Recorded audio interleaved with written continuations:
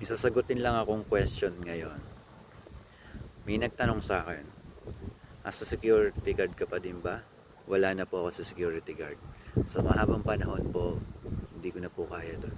So, hindi na po ako magtatrabaho po kahit anong security guard o anong work yung mismong security guard na yun. Toxic po sa akin yung pagsi-security guard. Pero, as gusto ko yung payapa at walang sa trabaho, walang abala lahat, walang ah, palitan dito, ganyan.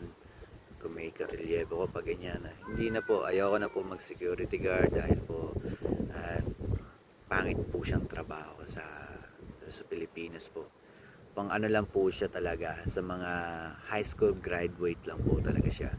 Yes, para sa akin, sa wala lang yun na mga pinag-aralan, yung kumbaga ba ano sa pulis, hindi sila pumasado sa pagpupulis nila dahil yun ang bagay sa kanila, pinagbaksakan nila.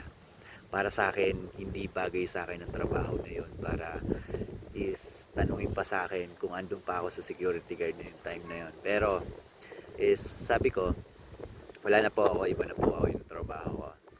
Kasi kailangan ko din mag-iba-iba din ng work kasi before na yun is more experience lang talaga hinahabol ko. Yun, so ganun talaga ang mangyayari. At never ako papasok talaga pag si security guard na. Ayoko na. Gusto ko yung payapa at walang problemado, lahat. Yung ano lang, yung chill lang sa trabaho, ganyan. Tulad dati ng work ko yung sa mga store, ganyan, sa mga 7-Eleven, sa mga food store, mga Greenwich o Chowking, lahat ng mga store pwede kong pasukan. Napapasukan ko, napapasada pa nga ako sa interview. Depende na lang din kasi yung pag-i-interview mo, kung magaling ka mag-English, magaling ka sa interview, kung magaling ka dumiskarte ng mo, at paano mo kakausapin yung mismo nag-i-interview sa'yo.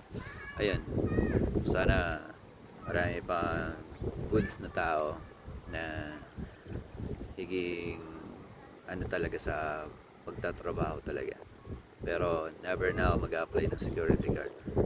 Pang high school graduate lang yun para sa mga hindi pumasa ng mga sa mga police yun, sa mga board exam. Ayun ang mga bagay sa inyo.